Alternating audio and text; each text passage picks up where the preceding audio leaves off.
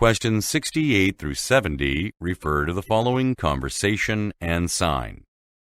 Anika, I just received a memo from Donald Powell, the head of maintenance.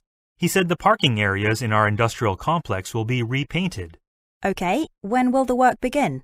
Well, each parking area will be closed for 1 day next month. The research laboratory lot will be first, and then the factory lot will be painted on May 5th. The next day, the workers will paint the administration office lot, and they'll finish up with the warehouse lot on May 7th.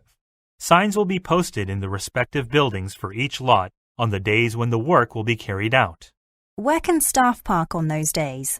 Temporary passes for a nearby parking garage will be issued. I'll hand them out on May 1st. Number 68.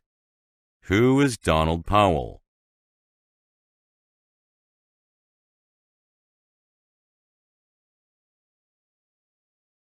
Number 69.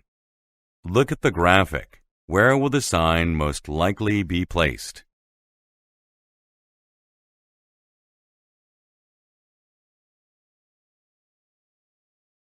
Number 70. What will the man distribute on May 1st?